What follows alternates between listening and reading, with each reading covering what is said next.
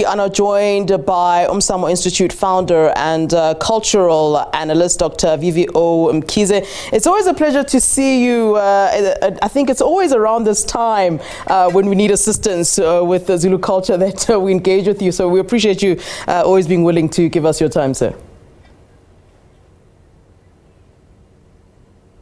Thank you very much, and good evening. All right, let's start by talking about, some of the traditional practices which we've started to already kind of observe at the moment, but that will take place from this point to what will be the burial. Obviously, we know there will be things like the night vigil that most in black culture are quite used to, but what would be significantly different that we would be able to see this time?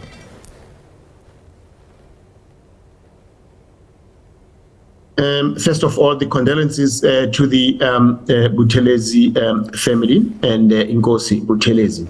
First of all, I think we must be able to differentiate between the ritual that is done for Nkosi and that is done for Umntwana and that is done to an ordinary person.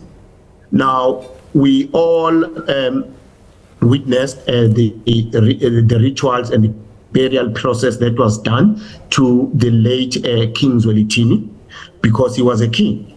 And also coming to Nkosi Buthelezi. There are two different things here. Nkosi Buthelezi, first of all, he was the servant of the Undlunkulu. And secondly, he was the servant of his own people, the Buthelezi.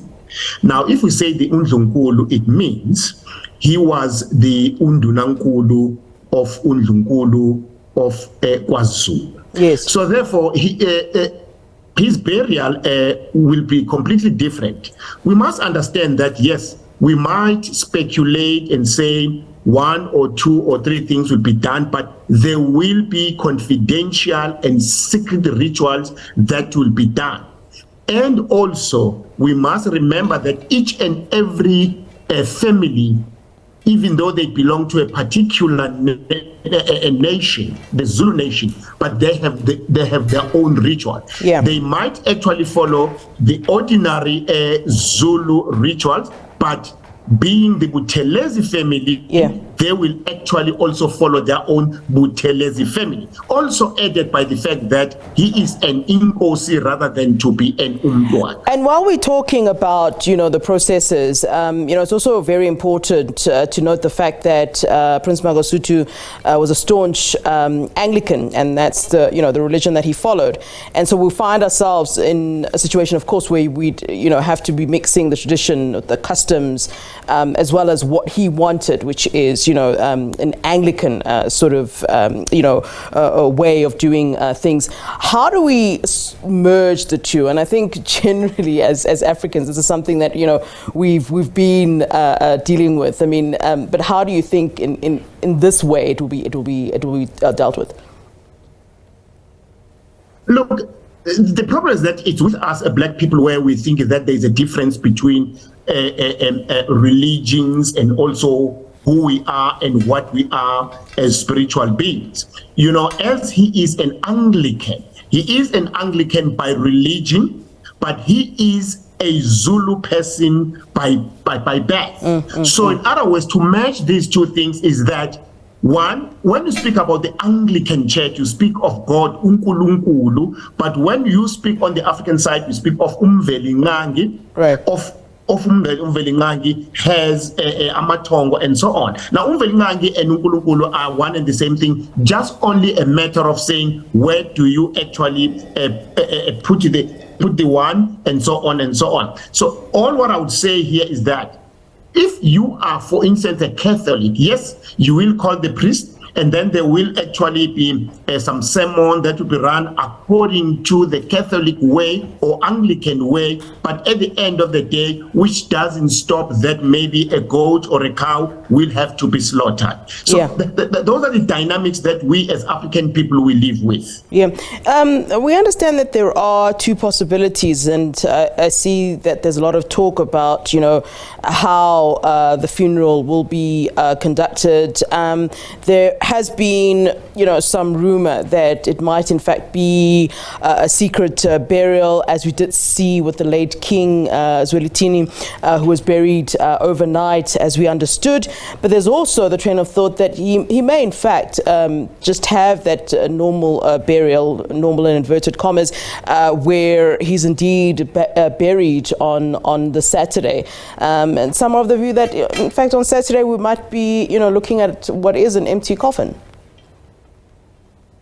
Possibly, yes, definitely. I was talking to some of the SABC journalists who actually came to me here at Mlambo Munye, wanted us to record a program, and then I said, look, let's hold on a bit, because we might actually find ourselves here confusing the community. Because yes, definitely, we might find that you'll be buried tonight. I'm not saying that will happen, but we might. Yeah. And also, secondly, you might find that tomorrow we are sitting with an empty coffin. I'll tell you why. Because most of the graves of the Amakosi, they are not known. Even where King Zwelithini was buried, and nobody knows except the family. Yeah. And also, it might also happen here for reasons known by the family, and also for certain cultural or ritual reasons known by the Buthelezi family per se. I don't want to speculate a lot of things, but definitely, yes, that is possible.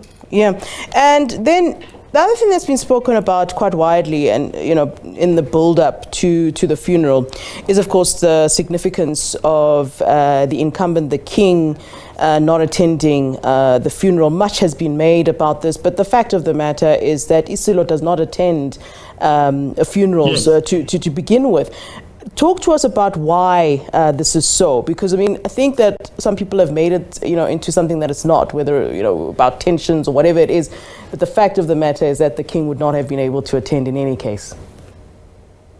It's not about the tension between Nkosi Buthelezi and the king. Right. Okay. Before I talk about the king attending the funeral, yeah. First of all, the king's palace, the king is not allowed to stay in a palace where there is a grave. That's the first thing. There must be no grave in the palace of a king, according to the Zulu tradition. Now, secondly, as a king, you are not allowed to attend any funeral. So in other words, it's not about the tension or whatever, even if there was not a tension between them or whatever, but he was not going to do it at all, because that is actually, how can I put it, the way or the life of the Undlunkulu based on their principles and so on. Yeah, and then his role as the traditional prime minister. I think that there was this misconception that it might have been a role that was sort of tailor-made for him back in the day, but it is an actual role at the service, at the behest of the king, that he is some sort of mouthpiece of a king. And I know in his case he served 3 kings. What then happens from this point? And I know it's sometimes insensitive to talk about succession plans when one has passed, but surely this is something that is being spoken about.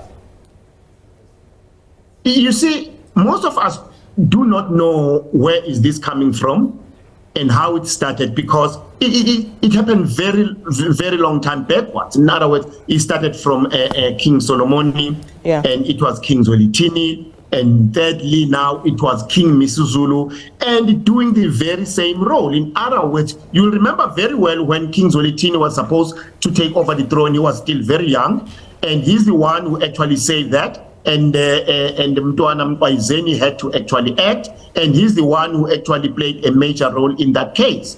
And also a similar thing with King Misuzulu. Well, what I would say here is that my belief is that when you are born with a particular purpose or with a particular reason, of which maybe you are meant to perform certain duties that you'll have to do. Right. Because now we can speculate and say who is actually going to take over whatever, and only to find that we can say it's so and so, but you might find that it is only the ancestors of the Undlunkulu or whatever the case may be that will appoint that particular person. And we can say it's so and so because of ABC, only to find that we are actually speculating wrongly. Yeah, I still want to talk about some of the process relating to the body of the late Prince. There's two aspects that I'd like you to talk to us about as we sort of wrap up our conversation. There's the importance, I believe, of speaking to the deceased soul at all times. And I really want to talk about the sort of communication that we're talking about here. And then there's something about a branch from a tree known as Mahlabathini. I certainly didn't see that, and you know, was there a reason? Was there a reason for me not seeing that?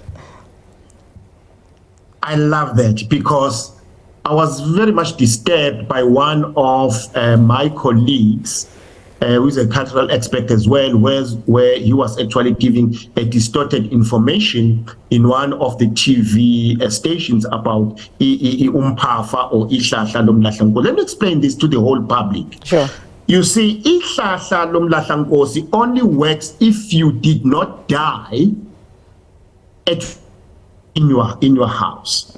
Let's assume Nkosi Buthelezi died at the hospital when he was at the ICU. It is only and only there where it was going to be used, only also to fetch the spirit, and it goes straight, not to the grave or to the mortuary, but it goes straight to his place, to his house, and it stays there. It doesn't even go to the grave.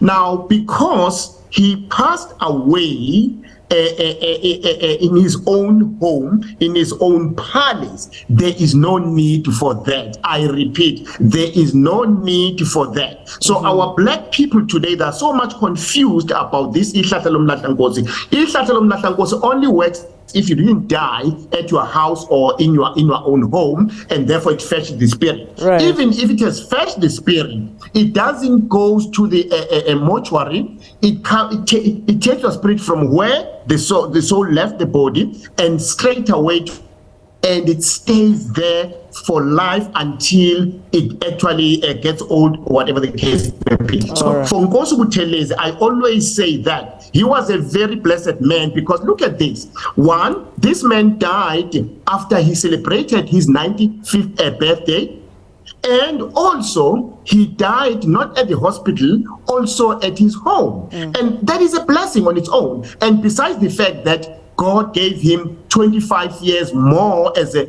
bonus on top of 70 years, as he used to make a joke out of it.